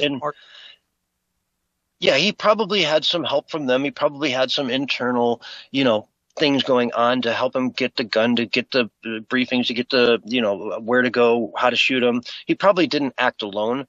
But to suggest, it's Israel all of a sudden, that Israel wanted Charlie Kirk dead is stupid. I don't know what Ken has said as far as that goes, so I can't really comment on that. But here's my understanding from what I've heard, is that there was intel that there was possibly other further domestic involvement as well as foreign involvement, and that it was Kash Patel, who I don't trust at all, that put a stop to that. And maybe Pam Bondi was part of that as well. And I think Tulsi Gabbard was also looking into possible foreign involvement and further domestic involvement, and people within the Trump administration, from my understanding, Kash Patel and possibly Pam Bondi shut that down. I don't like that. That's suspicious to me. So I'm kind of in the middle ground of what you're saying and what everybody else is saying on the other side. I want to know exactly why that was shut down. You got to investigate thoroughly. And Charlie would. Yeah, I don't know if it was shut down though. That's the point, right? Was it shut down? That's what We don't know. You're not in the FBI. I'm not in the FBI. You know. Well, you have. You have testimony from Kent, and he is somewhat reliable. I mean, he does have a history of, being somewhat reliable, whether you agree with his position or not. I mean, he's the guy that revealed to us that Joe Biden let in 1,800 domestic terrorists, right? I commend him. Yeah. I don't understand is why Biden hasn't been court-martialed, if that's true. This is what I don't understand. You get all this stuff coming out all the time, and we haven't gotten any arrests yet. We have to get arrests, man. Yeah. I mean, imagine if the Democrats were in. And I think we will, Barry. I think they're going to come down on July 4th, every half hour on the half hour. But for now, we've got to go to break. So let's take a break right now. This is a Censorship Sucks Roundtable radio show, and we'll be right back after these messages. All right, we're on radio break. Wow.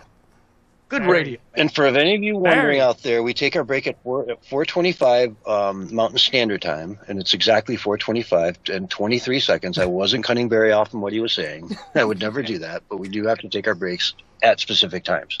Yeah. I was playing don't ever accuse me of trying to take a break to shut somebody up. I know. I was playing a clip for a friend of mine, and he was like, "Did he just try to cut you off?" I was like, "No, dude. It's a break. We're on the radio, dude." The breaks are hard. Don't get all defensive, man. I appreciate you being, but it's cool. It's fine. Yeah. Oh, and we can come right back and pick up where we were. I mean, that's the other thing, right?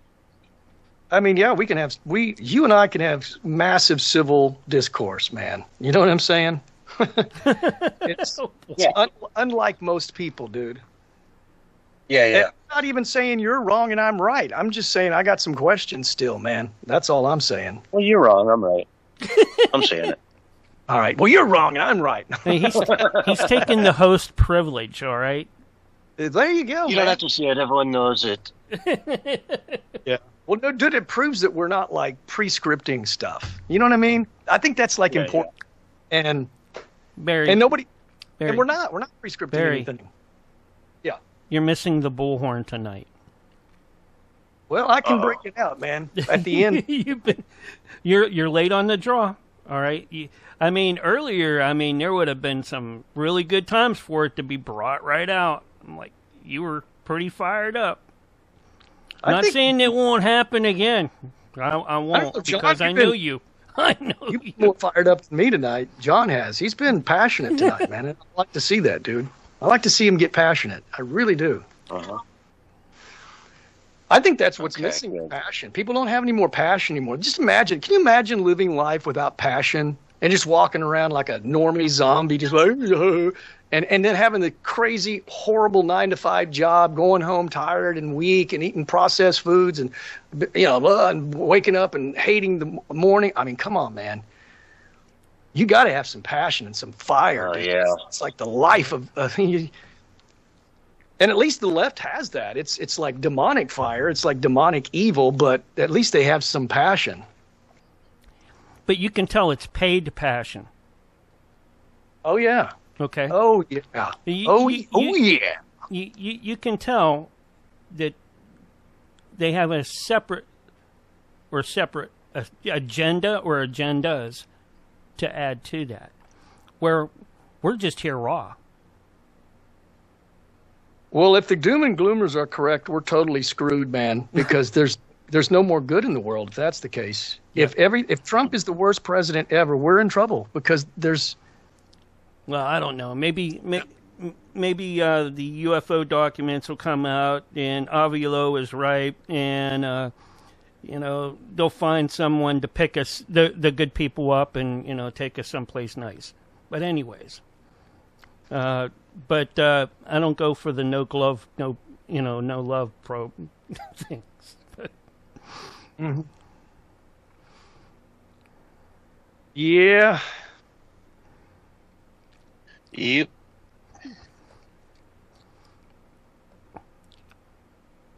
What do we got? 30 minutes? Well, actually, probably less than 30 minutes. Actually, how many minutes do we have left? Like 20, 24 minutes or 25. something? Yeah, 25. Yeah. Yeah, so it's gone by fast tonight, man. Yeah, that last segment came up on me like out of nowhere. Super fast, yeah. Kind of like the first segment did with me. I'm like, I spilt something, and I'm like, oh no. I was trying to clean it up, and I'm like, oh no, break. Well, we're under 30 seconds, and we should be back up and running here real soon. And I will use a 5. 10-4, good buddy. It's time to break out the bullhorn. And here it comes. 5, 4, 3, 2, 1. And you're back live for the last segment right now. Hello, everyone, and welcome back to Hour 2 of the Censorship Sucks Roundtable Radio Show. So we talked about this a little bit earlier in the show, but let's talk about it again in a little more detail here, because I just got a new clip here on my hot little hands. So Trump put out a 15-point offer for a ceasefire for Iran. Ceasefire. And it took them all of, from 10:43 to 11:06 a.m. Boom. They rejected it. And then they put together a list of demands that they want, which are just ridiculous. You know, they're acting like, and they're telling the people that they've kicked our butt, that we are losing. They have taken nothing, no losses. We, America, has lost everything. We have no more army. We have no more navy, no air force. They've taken it all out, and they're winning. And so, I don't know. They're delusional. Carolyn Levitt put out a statement right here, hot little hands, fresh off the press. If Iran fails to accept the reality of the current moment, if they fail to understand that they have been defeated militarily and will continue to be, President Trump will ensure they are hit harder than they have ever been hit before. President Trump does not bluff, and he is prepared to unleash hell. Iran should not miscalculate again.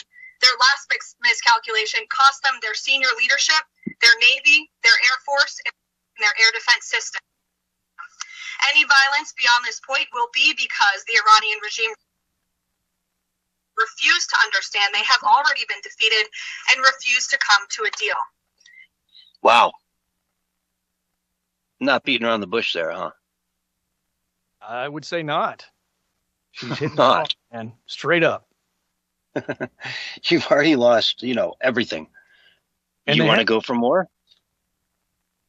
Well, Trump doesn't want to hit the power that they have because that could be just really detrimental. So he's been warning them, and, they would be stupid to just keep ignoring, a possible deal. And it seems like they are. They're just stubborn here in this. And, good luck to you. That's not going to work. It's not going to work out well for you. In fact, it's going to backfire spectacularly if you keep trying to go down this route. And, if I see him acting on that, I'm not going to be surprised. I'm not going to be upset. I'm going to say they asked for it. They had it coming. He gave him an out. He got so many outs here. Just give the country back to its people. That's all we ask. That's all we're looking for here, is that the people of Iran get to rule themselves in a democratic society. Mm-hmm. It's not rocket science. It's not hard. It sucks for you if you're a mullah and you make $100 billion a year doing nothing. Sure. Sure. Yeah. Boy, you're going to lose your private 747 and your home in Switzerland and all the other things that you get as a mullah. They get lots of moolah. The moolah does. Exactly. I heard that Russia was actually supplying weaponry to Iran. So maybe they're emboldened by that a little bit or something. They think they've got a strong ally. I don't know if that's true. I saw that in a headline. But if true, man, that's not good. Trump should be on the phone with Putin and say, man, you better knock that off. Yeah, if Russia really wants to go down that road, I mean, they're already stretched to the max on their military. They've been at war for, 4 years now? Forever with Ukraine. I mean, this thing's gone on forever. And they've lost, 1 million people? Some stupid number. And they think they're going to now, fight for Tehran in Tehran, where even the people there don't want you? Good luck, Russia. Good luck. Yeah, it's just hard to tell what's true and what's not true these days, man, because, we're just being fed what they think we need to know, which may be not much of anything or not even the truth. I don't know. It's hard to really tell, especially when it comes to the fake news. I mean, I trust the alternative media a little bit more than I do the fake news media, the establishment media. I mean, they lie about everything, completely lie about everything. And they don't even tell you what's going on in the world. I mean, have you even heard much about the strange weather in Hawaii, the floods? I've heard very little about it in the mainstream media, which is a pretty big thing because it's not typical to have those kind of floods in Hawaii, period. So, yeah.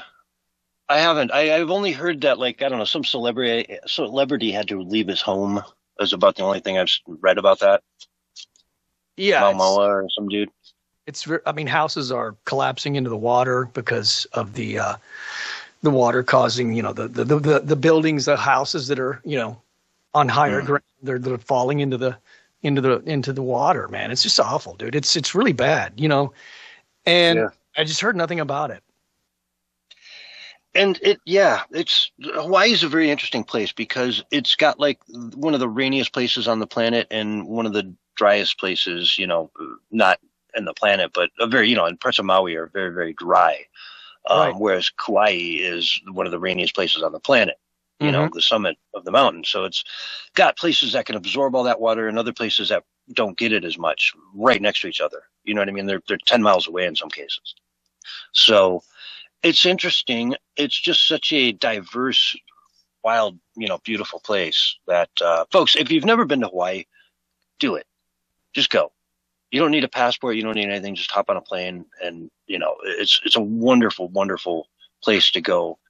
Be as far away as you can, but still be in America, I can't stress the beauty of Hawaii. The ocean is insane, Rent a snorkel and some fins and just sit out in the bay all day and just look at the fish. You'll have the best time of your life. Catch you some fish. Go spear fish hunting. Yeah, just not at the beaches. You need to go, away from other people. Well, yeah, that would be a good idea. I would agree with that. Yeah. I think I got a walrus. Well, it may not be reaching the headlines just because there's so many crazy crises happening all the time now. People are under crisis fatigue and maybe they feel like people don't need to know about it. But we do need to know about it because, generally speaking, I mean, I guess you can rely on FEMA to some degree or what have you. But, I mean, it's the people that usually give the donations that help out. And so I haven't really, but I don't listen to much of the mainstream media. So maybe I'm just, maybe they are reporting on it a lot, and I don't know because I don't listen to it much. Yeah, it's a wild, wild world. As I don't even know who said that, but yeah, it's a wild world. But Cat Stevens. Okay. But anyway, let's get to this article here in the Right Scoop.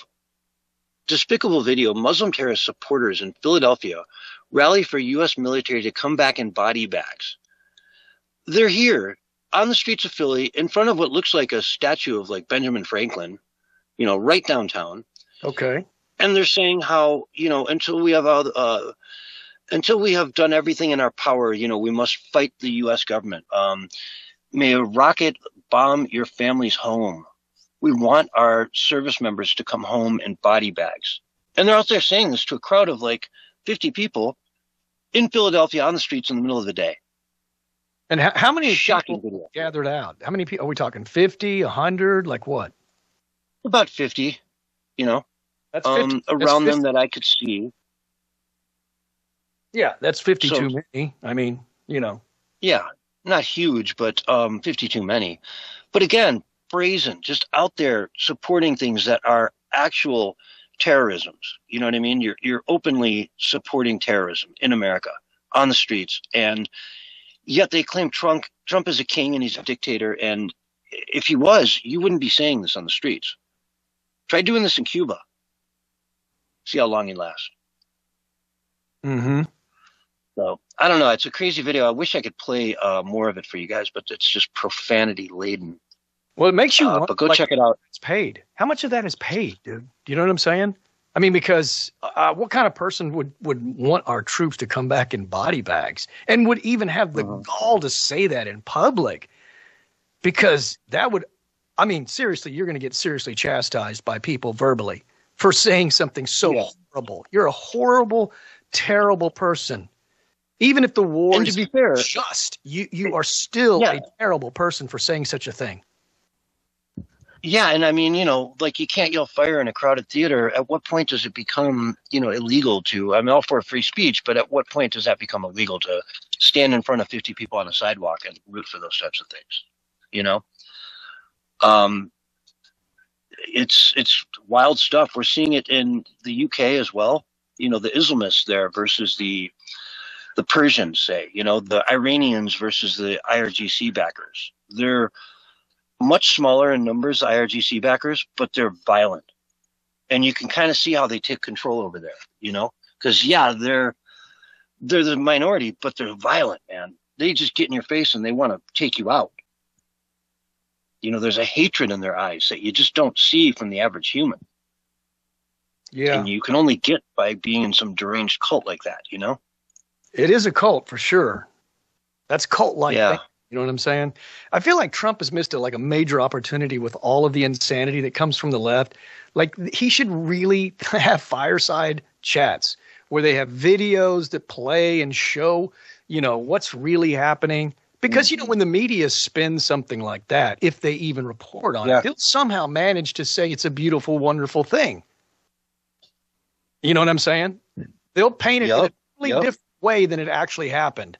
And so people stay in the dark. So Trump needs to take advantage of the lunacy of the left and have fireside chats where maybe once a month he spends 10, 15 minutes with somebody else and they talk about what the opposition is doing and showing it to the people so that they get that Trump is the good guy and the far left and the Democrats that are in charge are nutso. I love the idea of the fireside chat. I think it should be at least once a week. And I would love it if you brought on Joe Rogan one-on-one every week. Yeah. I'll give you an hour a week, Joe. If you need more time, we'll do more time. But you get an hour a week every week, Wednesday night at 8 o'clock Eastern or whatever, you know, sometime when everyone can see it. And just go through it all. What questions are you getting? What do you want to know? What's everyone thinking? Tell me the crazy and we'll dispel it and just let's get to what's really happening here, Joe. You know? Because people would respond to that. They would understand Joe Rogan and they would treat it like, okay, this is somebody I trust going in there and getting the scoop directly from Donald Trump as it is. You know, is he lying to you? I don't know, whatever. That's up to you to decide. But for the most part, at least you'd have that idea. So I think that's a great idea, Barry. I mean, I think a lot of people have been saying it would work. But maybe the Trump administration also sees that it could have a downside and be dangerous. You know what I'm saying, to do that. I don't know why they don't do it. You know, every now and then Stephen Smith or Caroline, she'll come out and they'll play a video clip and they'll discuss what's going on. But it's not done enough, man. I mean, he has the perfect opportunity having the bully pulpit, you know, the presidential pulpit, to where he can expose all of this stuff. You know what I'm saying?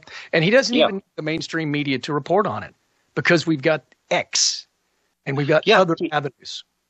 Yeah, you can sit down with Elon, you know, or just like have a rotation. Like every week it's a different person. Elon, Joe Rogan, you know, whoever else you want to put in that list. But they get to just ask him what's going on. And I think that's phenomenal. It's been done in the past with great success, and he should consider doing it as well because a lot of people are just nuts out there.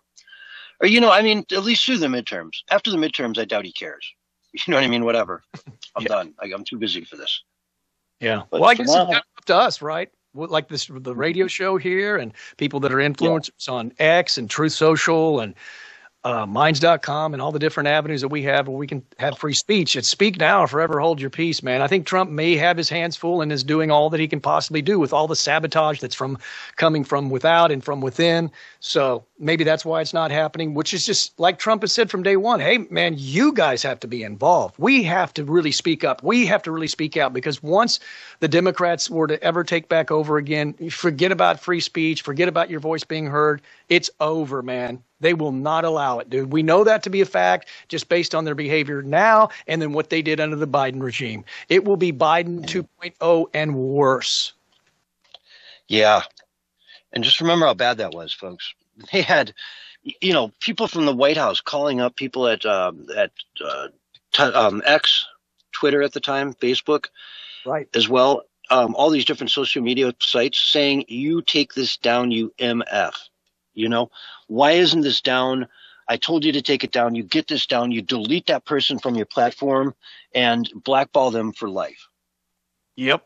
Somebody from the White House calling, you're like vice president or whatever content at Twitch, and you get that call from the White House. I mean, you would hang up shaking. Yeah. What do I do? Immediately you're calling the boss's boss's boss. You know what I mean? To say, what do I do? But you're freaking out. They've got your direct number at this point. So, yeah, think about how bad it was, folks. You don't even know the half of it. The inflation at 9% isn't even a start. Yeah. They wanted high gas prices. It's a global agenda to silence us, especially in America. Look, they're already doing it in the UK. We talk about it all the time. 30-plus arrests per day for people that just have a different opinion that the government doesn't like. They're going to jail. They're arresting them. They're terrorizing the people. And yet it's just summer. Kia Sama!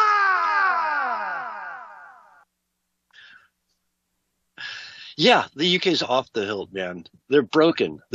And even Tommy Robinson now is saying, man, it's too late. We could have done something 10 years ago, but it's too late. We passed the point of no return. He's living in America now. That ought to tell you pretty much everything, dude. He's saying, oh, I love it. He's here.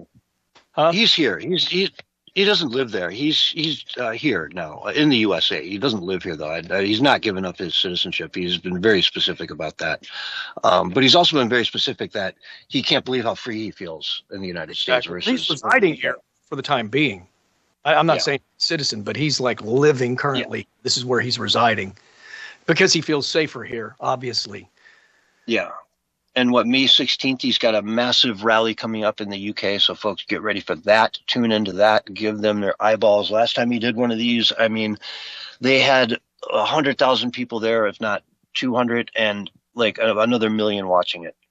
So he knows how to put on a really good performance, a rally, and expect that on steroids this time around. It's going to be really, really good. But anyway, in the limited time we have left, I just want to make sure we have enough time to give this next story the time it might need to percolate.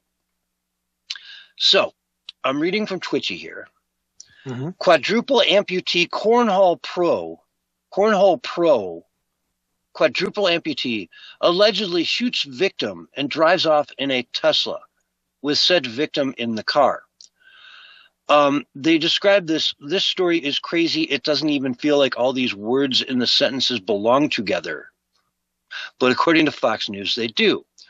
Quadruple amputee professional cornhole player accused of murdering someone before driving off in his Tesla. Dayton Weber, 27, no arms, no legs, and was featured on ESPN, is accused of shooting a 27-year-old during an argument. And police say Weber put him in the back of his Tesla and drove off. Now, there's a video of this guy loading and shooting a gun. Okay. As a quadruple amputee. I want to know, did they throw him in handcuffs? How does that work? It's a strange story, for sure. Yeah. I don't even know how to comment. Exactly. I don't know if this story needs the next 15 minutes or if we should have given it the whole 2 hours tonight. Or, if there's just nothing, you just scratch your head and say, well, what? How does a guy drive a Tesla? Is it just straight up auto drive? Does he have a system set up where the pedals are extended up and he can, reach them with his thighs? He's got a Neuralink, man. It's all Neuralink. How did he get the body into the car? He shot the guy. Oh, wow. I mean, he's in here using a gun, and it's not like he's quick draw. You know what I mean? It's not like he's, if he was in the Old West and he had to draw his gun and shoot, he probably, other than the fact that he's like 3 feet tall, he stood a tremendous disadvantage in that. On and on and on. This story is crazy. I guarantee you're going to be hearing more about this down the road. All I can say right now is I'm stumped. I get it.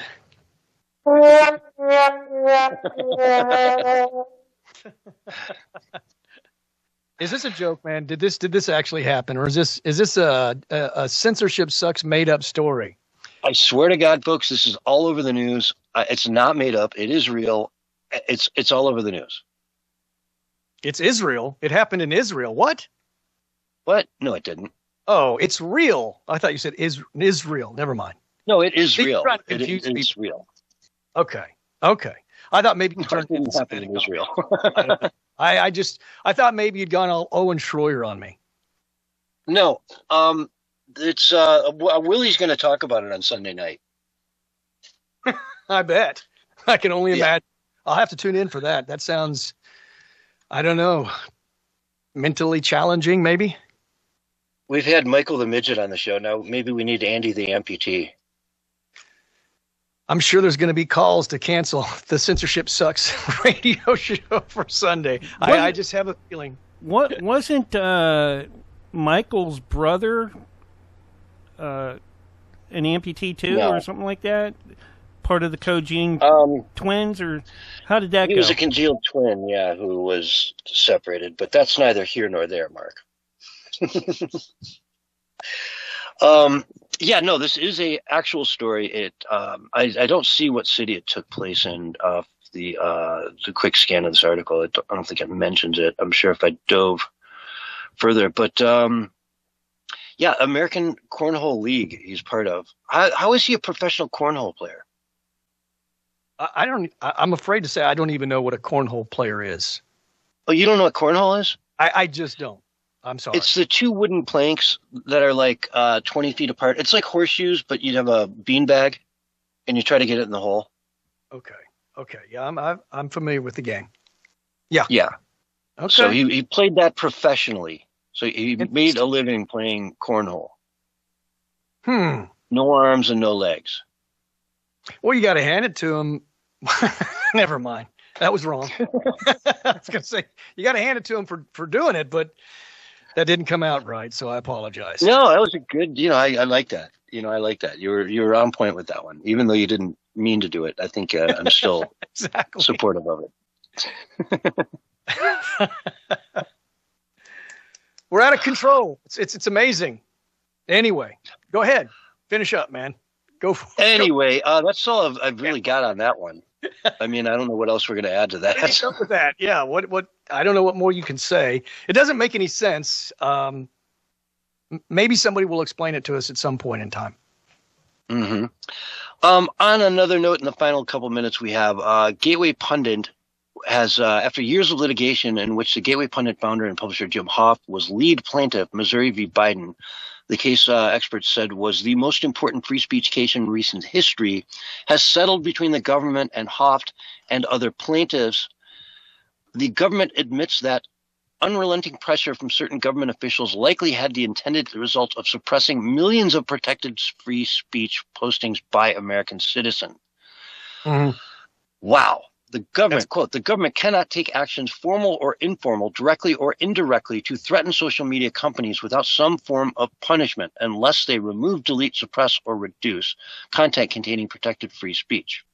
The parties agree that modern technology does not alter the government's obligation to abide by the structures of the First Amendment. That is in the concession that the government made. Folks, that is it right there. That is case law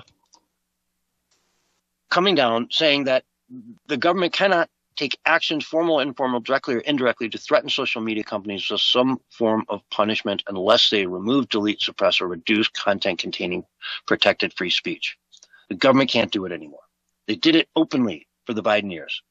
They did it openly behind Trump's back. They did it openly with Obama. Now it is forever forbidden, and the world will be a better place for it. Yeah, but I think states will try to do it, man. They'll go, state sovereignty. We don't believe. I mean, if the Democrats get the power back, or where the Democrats have the power, they'll say, well, we you know, we don't believe that's constitutional. We already know they don't respect the Supreme Court, man. They want to stack it. Yeah. Oh, they're going to. The minute they get the both House, Senate, President, boom, all bets are off. They will stack the Supreme Court. They will add 8 more states. They will gerrymander everything. They will change this government in so much of a crazy direction that anybody on the North American continent will be able to vote in our elections.